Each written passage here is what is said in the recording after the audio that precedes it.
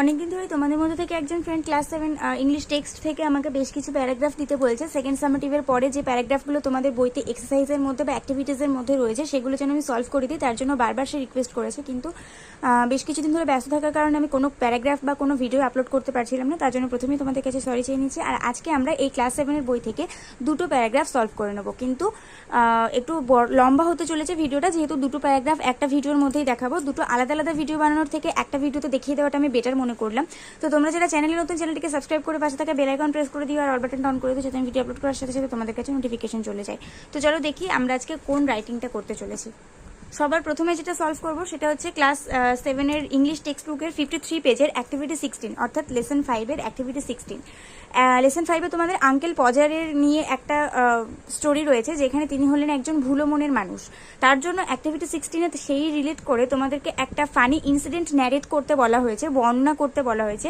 এমন একটা হাস্যকর ঘটনা যেটা তোমার জীবনে তুমি কখনো ভুলতে পারবে না, এরকম একটা ঘটনা তোমাকে বর্ণনা করতে হবে। এবং অবভিয়াসলি তোমাকে যে পয়েন্টগুলো এখানে দেওয়া হয়েছে সেই পয়েন্টগুলো তোমাকে কভার করতে হবে। তুমি পয়েন্টগুলো আগে দিচ্ছ না পরে দিচ্ছ, দ্যাট ডাজ নট ম্যাটার।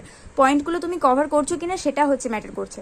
তো এখানে brief account of the incident, প্রথমে ইনসিডেন্টের একটা মানে কখন শুরু হয়েছিল বা একটা ছোট্ট শুরুর বর্ণনা সেটা দিতে হবে। তারপর ওয়েন ইট হ্যাপেন্ড, কখন সেটা ঘটেছিল।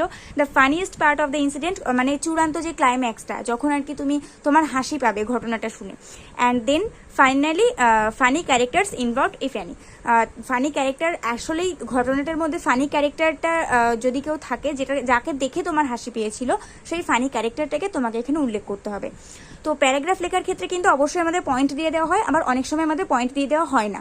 তো যদি আমাদের পয়েন্ট দিয়ে দেওয়া হয় তাহলে আমাদের লিখতে একটু সুবিধা হয়। তো আর এখানে যেহেতু আমাদের পয়েন্ট দিয়ে দেওয়া আছে, আর সেগুলোকে কভার করে আমরা লিখবো। তো আর একটা কথা বলি, আমাদের ফিচার চ্যানেল রয়েছে আর্টিফিশিয়াল একাডেমি বলে, সেখানে ক্লাস 10, 12, 11, 8 মানে ক্লাস 8, 9, 10, 12-এর এদের জন্য আমরা গুরুত্বপূর্ণ প্রবন্ধ রচনা, ইংলিশ রাইটিং বা এই জাতীয় কিছু দিয়ে থাকি। চাকরির গুরুত্বপূর্ণ পরীক্ষার প্রশ্নাবলীও সেখানে আপলোড করা হয়ে থাকে। তোমরা চাইলে একবার আমাদের হোম পেজের ফিচার চ্যানেলটা আর্টিফিশিয়াল একাডেমি, ওই চ্যানেলটাকে ভিজিট করে আসতে পারো এবং ভালো লাগলে সাবস্ক্রাইব করে রেখে দিতে পারো। তো চলো এবার আমরা ভিডিও শুরু করি। অ্যাক্টিভিটি 16-এর আমরা দেখো কীভাবে লিখতে পারি এটাকে। হেডিং করেছি এ ফানি ইনসিডেন্ট বলে। তো প্রথমে আমরা লিখব, funny incidents happen in our life very often. হাস্যকর ঘটনাগুলো আমাদের জীবনে খুব মাঝে মধ্যেই ঘটে, মানে খুব প্রায়ই ঘটে থাকে। But some incidents are very special that we can't forget at all. কিন্তু কিছু ইনসিডেন্ট এমনই হয়, এতটাই রিমেম্বারেবল হয়, মানে এতটাই স্মরণীয় হয় যে সেগুলোকে আমরা কখনো ভুলতে পারি না। I have a few funny incidents that I can remember and I laugh every time when I remind them. আমার এরকম বেশ কিছু হাস্যকর ঘটনা আছে যেগুলো আমার মাঝে মাঝে মনে পড়ে এবং আমি সবসময় তাদেরকে মনে করে হাসতে থাকি। One of the funniest incidents that I am going to share here, এরকমই একটা অন্যতম একটা হাস্যকর ঘটনা যেটা আমি এখানে শেয়ার করতে চাইছি, সেটা হলো happened with me when it was the 13th birthday of my nephew. Sorry, এটা হ্যাপেন্ড উইথ মিট লেখাটা ভুল হচ্ছে, উইথ মিটা কেটে দাও, এটা হবে here happened when it was the 13th birthday of my nephew. এটা তখন হয়েছিল যখন আমার ভাইপোর 13তম জন্মদিন অনুষ্ঠিত হয়েছিল। প্যারা চেঞ্জ হবে, everybody including my family members, relatives and the little friends of my nephews were invited to the birthday party. আমার ফ্যামিলি মেম্বার্স, আত্মীয় স্বজন, মানে আমার পরিবারের সদস্যরা, আত্মীয় স্বজন এবং ছোট ছোট বন্ধুরা, আমার ভাইপোর সবাইকেই ওই বার্থডে পার্টিতে নিমন্ত্রণ করা হয়েছিল। On a lovely evening in order to enjoy the party. পার্টিটা এনজয় করার জন্য একটা সুন্দর সন্ধ্যাতে তাদেরকে নিমন্ত্রণ করা হয়েছিল। বাই দ্য ওয়ে, যাই হোক, the party was suppose to be concluded as early as possible because all the little guest friends of my nephew needed to return to their homes safely before it was getting too late at night.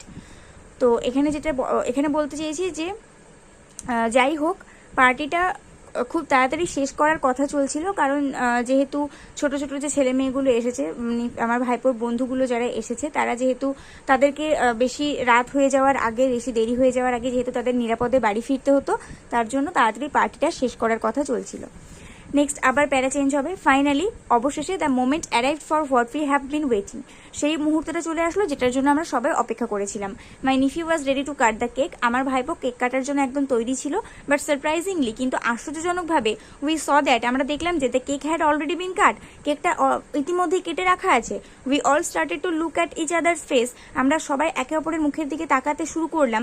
Until we suddenly notice two little boys who were busy to eat cake, যতক্ষণ না পর্যন্ত আমরা দুজন ছেলেকে লক্ষ্য করলাম যারা cake খেতে ব্যস্ত ছিল। নেক্সট পেজে চলে আসবো। In a corner of the room, রুমের একটা কোণে দুটো ছেলে কেক খেতে ব্যস্ত ছিল, তাদের উপর নজর না পড়া পর্যন্ত আমরা একে অপরের মুখের দিকে তাকাচ্ছিলাম। The boys spared no time, ছেলেগুলো একটু সময় নষ্ট করলো না, ইন ডিভালগিং দেয়ার সিক্রেট, তাদের গোপনীয়তা প্রকাশ করতে, about eating their fair shares of cake, তাদের কেকের উপর তাদের যে ন্যায্য একটা ভাগ ছিল, অবশ্যই তাকে নিমন্ত্রণ করা হয়েছে, মানে কেক কাটা হলে তাকেও তো একটা ভাগ দেওয়া হবে। তো তারা মনে করছে আমাদের তো কেকের উপর একটা ন্যায্য ভাগ আছে, তাহলে আমরা কেন কারোর জন্য অপেক্ষা করব, কেক যখন কাটা হবে তখন কাটা হবে, আমরা আগে 2 পিস কেটে খেয়ে তো নি। এটা ভেবে তারা রুমের কর্নারে গিয়ে, মানে কেক থেকে দুটো ন্যায্য ভাগ, তাদের ফেয়ার শেয়ার্স মানে হচ্ছে ন্যায্য ভাগ, তো তারা দুটো ভাগ কেটে রুমের একটা কর্নারে গিয়ে সেটা খাচ্ছে, এবং তারা নিজেদের গোপনীয়তাটা প্রকাশ করতে একটুও সময় নেয়নি তাদের কেকের যে ন্যায্য ভাগটা সেটা খাওয়ার ব্যাপারে। With a very happy face instead of waiting for others, তারা খুবই সুন্দর একটা হাস্যকর একটা মুখ বানিয়েছে, মানে খুব সুখী, তারা তৃপ্ত কেকটা খেয়ে, একটা খুব সুন্দর খুশি খুশি মুখ বানিয়েছে, এবং তারা কারোর জন্য অপেক্ষা না করে কেকের ন্যায্য ভাগ যেটা তাদের জন্য বরাদ্দ ছিল সেটা তারা খেয়ে ফেলেছে, মানে কেক কাটার আগে কেকটাকে কেটে তারা খেয়ে ফেলেছে। Needless to say we all burst into laughter, অপ্রয়োজন, মানে বলার কোনো প্রয়োজনই পড়ে না যে আমরা তারপর হাসিতে ফেটে পড়েছিলাম। এনিওয়ে, যাই হোক, হোয়াট আই রিয়েলি রিমেম্বার্ড, যেটা আমার অ্যাকচুয়ালি মনে পড়ে, the most about the funny incident is that, এই ঘটনাটার মধ্যে যেটা আমার সব থেকে বেশি মনে পড়ে সেটা হলো দ্য বয়েজ, ওই ছেলেগুলো, who decided to eat their fair shares of cakes, যারা কেকের ন্যায্য ভাগটা খাওয়ার সিদ্ধান্ত নিয়েছিল। Looked so confident and happy as if they really had achieved some extraordinary feat by managing to cut the birthday cake way ahead of others, মানে তাদেরকে দেখে এতটাই আত্মবিশ্বাসী আর এতটাই খুশি মনে হচ্ছিল যেন তারা সত্যি অপ্রত্যাশিত কিছু একটা, অসাধারণ কিছু একটা কৃতিত্ব অর্জন করে ফেলেছে, সবার নজর বাঁচিয়ে কেকটাকে কেটে তাদের ন্যায্য ভাগটা খাওয়ার মধ্যে তারা এতটাই কৃতিত্ব অর্জন করে ফেলেছে যে তারা খুব খুশি লাগছিল দেখতে, আর তাদেরকে দেখে খুব স্যাটিসফাইড লাগছিল। তো এটাই হচ্ছে আমার ফানি ইনসিডেন্ট। ঠিক আছে, আশা করছি সবার ভালো লাগবে। খুব অন্যরকম একটা ঘটনা দিয়ে আমি ফানি ইনসিডেন্টটাকে সাজিয়েছি। তো চলো এবার আমরা নেক্সট প্যারাগ্রাফে চলে যাই। নেক্সট প্যারাগ্রাফ হচ্ছে 60 পেজের অ্যাক্টিভিটি 12, অর্থাৎ লেসন 6 এর অ্যাক্টিভিটি 12। লেসন 6 এ যেহেতু তোমাদের ভ্যাগাবান্ড কবিতা আছে, আর যেহেতু সেখানে একটা ভবঘুরের জীবন বর্ণনা করা হয়েছে, তার জন্য অ্যাক্টিভিটি 12 এ সেটার সাথে রিলেট করে তোমাদেরকে একটা পিকনিকের বর্ণনা দিতে বলা হয়েছে। এখানে বলা হয়েছে যে একটা শর্ট প্যারাগ্রাফ লিখতে, যেখানে তুমি একটা পিকনিককে এনজয় করেছো তার অভিজ্ঞতা বর্ণনা করে তোমাদেরকে একটা পিকনিকের নিয়ে প্যারাগ্রাফ লিখতে হবে। আর অবশ্যই এখানে যে পয়েন্টগুলো তোমাদেরকে দেওয়া হয়েছে সেগুলোকে কভার করতে হবে। প্রথমে পিকনিকের জায়গা, প্লেস অফ দ্য পিকনিক, তারপর time or season of the picnic, সময় বা ঋতুতে তোমরা পিকনিক করতে গিয়েছিলে সেই সময়টা উল্লেখ করতে হবে। Then your companions in the picnic, তোমার পিকনিকে তোমার সঙ্গীরা কারা ছিল। গেমস, ইভেন্টস, অ্যাক্টিভিটিস, তুমি সেখানে কি কি করেছো, কি কি কাজ করেছো, কি কি গেম খেলেছো, এইসব। Your feelings after the picnic, পিকনিকের পরে তোমার যে অনুভূতিটা হয়েছে সেটা। তো এটা নিয়ে আমাদেরকে একটা শর্ট প্যারাগ্রাফ লিখতে হবে। আর আমি জানো তো শর্ট প্যারাগ্রাফ লিখতে পারি না একদমই, কারণ আমার মনে হয় যখন কিছু লিখছি তখন সেটা ভালো করেই লিখবো। এরকম তো কোথাও কোনো শব্দ সংখ্যা নির্দিষ্ট করা নেই যে আমাকে জাস্ট 2 থেকে 3 লাইন বা 4 থেকে 5 লাইনের একটা প্যারাগ্রাফ লিখতে হবে। লিখছি যখন তখন 10-12 লাইন বা তার থেকে আর একটু বেশি লিখবো, তাই না? তাহলে কিন্তু আমাদের মধ্যে প্রথম থেকে একটা প্যারাগ্রাফ, মানে একটা যে গুছিয়ে লেখার ব্যাপারটা সেটা থেকে যাবে। ক্লাস 7-এ পরিমাণে তো এই নয় যে একটা 5-6 লাইনের কোনো রকমের দায়সারাভাবে একটা প্যারাগ্রাফ লিখে দেবো আর সেটা দেখে এক্সামিনার একটা গড়পড়তা নাম্বার বসিয়ে দেবে। ইংলিশে রাইটিং লেখাটা নিজের দায়িত্ব মনে করো, এবং সেটাকে কতটুকু নিজের ভাষা বৈশিষ্ট্য দিয়ে তুমি সাজিয়ে তুলতে পারছো সেটা স্টুডেন্ট হিসেবে তোমার কর্তব্য মনে করো। তাহলে দেখবে আস্তে আস্তে সেই কর্তব্য পালন করার প্রতি তোমার একটা আগ্রহ তৈরি হয়ে যাচ্ছে, আর এইভাবেই ইংলিশের প্রতিও তোমার একটা ভালোবাসা তৈরি হয়ে যাচ্ছে। তো চলো এবার আমরা অ্যাক্টিভিটি 12-এর এটা কিভাবে সলভ করতে পারি সেটা আমরা জেনে নিই। এটার আমি নামকরণ করেছি এ গ্র্যান্ড পিকনিক। তো এটা দেখো কিভাবে লিখেছি। Picnic is a source of pleasure and enjoyment, picnic হলো আনন্দ এবং যে উপভোগের একটা খুবই ভালো উৎস। Winter is the best season for picnic. শীতকালই হলো পিকনিক করার জন্য বা বনভোজন করার জন্য একদম সেরা ঋতু। লাস্ট ইয়ার গত বছর ইন ডিসেম্বর মাসে I along with some friends, আমি কিছু বন্ধু বান্ধবীর সাথে ওয়েন্ট ফর এ পিকনিক, একটা বনভোজনে গিয়েছিলাম। We went to Gopalpur, a village 35 kilometre far away from Hooghly. আমরা হুগলি থেকে 35 কিলোমিটার দূরে গোপালপুর নামে একটা গ্রামে গিয়েছিলাম। দেখো, প্যারাগ্রাফ লেখার সময় তোমাকে যে প্যারাগ্রাফের মধ্যে সব রকম সত্যি ইনফরমেশন প্রোভাইড করতে হবে তার কিন্তু কোনো মানে নেই। হুগলি থেকে 35 কিলোমিটার দূরে আদৌ গোপালপুর নামে কোনো গ্রাম আছে কিনা এর সত্যতা যাচাই কিন্তু কোনো এক্সামিনার করবে না। তুমি প্যারাগ্রাফটা নিজের ভাষা শৈলী দিয়ে কতটা সুন্দরভাবে প্যারাগ্রাফটা তুমি তার কাছে প্রেজেন্ট করতে পারছো, যে খাতা দেখছে তার কাছে তুমি নিজের প্যারাগ্রাফটা কতটা সুন্দরভাবে তুমি প্রেজেন্ট করতে পারছো সেটা ম্যাটার করছে। তুমি তার মধ্যে মানে কোনো ইনফরমেশন কতটা সঠিক দিয়েছে সেটা কিন্তু ম্যাটার করছে না। তার জন্য হুগলি থেকে 35 কিলোমিটার দূরে গোপালপুর আছে কি না সেটা দেখার দরকার নেই, আর তার পাশে গঙ্গা নদী আছে কি না সেটাও দেখার দরকার নেই। তোমার একটা লেখা দরকার, তুমি লিখছো, ঠিক আছে? তো we went to Gopalpur, a village 35 kilometre far away from Hooghly. Hooghly থেকে 35 কিলোমিটার দূরে গোপালপুর নামে একটা জায়গাতে আমরা পিকনিক করতে গিয়েছিলাম। The village was at the bank of the river Ganga. এই গ্রামটা গঙ্গা নদীর ধারে ছিল। We choose the spot as my aunt live there. আমরা এই জায়গাটা পছন্দ করেছিলাম বা বাছাই করেছিলাম কারণ আমার কাকিমা এখানে থাকতেন। ইট ওয়াজ আর ফাদার্স হাউস, এটা হলো তার বাপের বাড়ি। We wanted to enjoy the natural beauty of the village. আমরা এই গ্রামের ন্যাচারাল বিউটিটাকে এনজয় করতে চাইছিলাম। We choose the picnic spot in a garden. আমরা একটা বাগানের মধ্যে বনভোজনের জায়গা নির্বাচন করলাম বিসাইড দ্য রিভার, নদীর পাশে। My aunts father arranged all things. আমার কাকিমার বাবা সবকিছু জিনিসপত্রে বন্দোবস্ত করে দিলেন, like oven, cooking materials and utensils. Oven, রান্নার সামগ্রী এবং বাসনপত্রর মতন কিছু জিনিস তিনি অ্যারেঞ্জ করে দিলেন।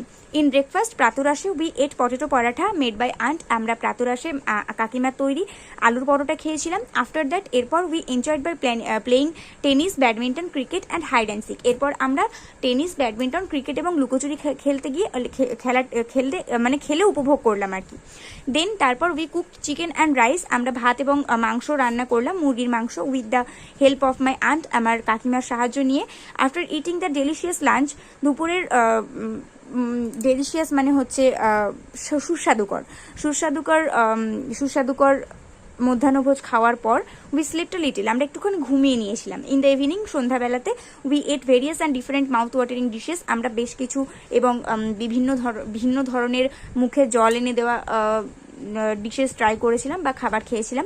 উই ডান্সড, আমরা নেচেছিলাম, স্যাং, গেয়েছিলাম, and enjoyed the beauty of the eve sight with the call of the cricket. এবং ঝিঝি পোকার ডাকের সঙ্গে সঙ্গে আমরা সন্ধ্যার যে একটা সৌন্দর্য সেটা উপভোগ করেছিলাম। We return home at about 10:30 PM। আমরা 10:30টার দিকে বাড়ি ফিরে এসেছিলাম, রাত 10:30টা। It was so enjoyable picnic that we promise to have another picnic next year again. এটা এতটাই একটা উপভোগ্য একটা পিকনিক হয়েছিল যে আমরা পরের বছর আবার একটা পিকনিক করব বলে প্রতিজ্ঞা করেছিলাম নিজেদের কাছে। তো এটা ছিল আমাদের গ্র্যান্ড পিকনিকের বর্ণনা। ক্লাস 7-এ এর থেকে বেশি বড় কিন্তু লেখা যাবে না, ঠিক আছে? কিন্তু যতটুকু তোমাদেরকে সবাই সবসময় লিখতে বলে যে ক্লাস 7-এ পড়ছো মানে 5-6 লাইনের একটা প্যারাগ্রাফ লিখে ছেড়ে দাও, সেরকম কিন্তু করবে না। যতটুকু আমি লিখেছি ততটুকু লেখার চেষ্টা করবে, দেখবে তোমার এক্সামিনার নিশ্চয়ই খুশি হবেন, মানে যিনি খাতা দেখবেন। তো চলো আজকে ভিডিও পর্যন্ত। আর একটা কথা বলি, এই বইতে কিন্তু আর একটা প্যারাগ্রাফ আছে, আর যে কমেন্ট করেছিল সে কিন্তু স্পেশালি প্যারাগ্রাফের জন্য কমেন্ট করেছিল। তো সেই জন্য এই গোটা বইতে মাত্র মানে সেকেন্ড সামেটিভের পর আমি মাত্র 2টো প্যারাগ্রাফ খুঁজে পেয়েছি যেটা আমার চ্যানেলে আপলোড করা নেই, সেটা এই দুটো সেই জন্য আমি দিয়ে দিলাম। বাট অ্যাক্টিভিটি 13 মানে পেজ নাম্বার 135-এর 135-এর 135 পেজের অ্যাক্টিভিটি 13 যেটা সেটা অ্যাক্টিভিটি 13 নয়, সরি ভুল বলছি, অ্যাক্টিভিটি 14 যেটা 14 নম্বর অ্যাক্টিভিটিটা বলেছে যে তোমাকে একটা ম্যাজিক শো এর বর্ণনা দিতে হবে, তাই নিয়ে একটা প্যারাগ্রাফ লিখতে হবে। তো এটা অলরেডি আমার চ্যানেলে আপলোড করা আছে, তো আমি ডিসক্রিপশন বক্সে লিঙ্ক দিয়ে দেবো, তোমরা চাইলে সেখান থেকে দেখে নিতে পারো অথবা ইউটিউবে সার্চ করেও দেখে নিতে পারো। তো এই সেকেন্ড সামেটিভের পর মাত্র এই 3টে প্যারাগ্রাফ আছে, আর 3টের আমি আমার চ্যানেলে আপলোড করে দিলাম। যদি স্টোরি, বায়োগ্রাফি বা অন্য কোনো জাতীয় কোনো রাইটিং দরকার পড়ে অবশ্যই আমাকে কমেন্টে জানিও। আর এরপর কিন্তু এই রাইটিংগুলো আমি এই চ্যানেলে আপলোড নাও করতে পারি। আমি যেটা বললাম, আমাদের ফিচার চ্যানেল আর্টিফিশিয়াল একাডেমিতে কিন্তু বেশিরভাগ রাইটিং আপলোড করা হবে, তাই ভালো হবে তোমরা যদি ফিচার চ্যানেলটাকে সাবস্ক্রাইব করে রেখে দাও, সাথে সাথে নোটিফিকেশন পেয়ে যাওয়ার যে ব্যাপারটা সেটা তোমরা পেয়ে যাবে। তো আজকে ভিডিও পর্যন্ত, ভিডিওটা কেমন লাগলো অবশ্যই কমেন্টে জানাতে ভুলো না। আর এই ভিডিওটাতে একটা করে লাইক করে দিয়ে বন্ধুদের সঙ্গে অনেক অনেক শেয়ার করে দিও, যাতে তারাও এত সুন্দর রাইটিংটা সুন্দরভাবে সাজিয়ে গুছিয়ে লিখে তাদের টিচারের কাছে প্রেজেন্ট করতে পারে। আজকে ভিডিও পর্যন্ত, পরের ভিডিওতে দেখা হবে। ততক্ষণ পর্যন্ত সবাই ভালো থাকো, সুস্থ থাকো, মন দিয়ে পড়াশোনা করতে থাকো।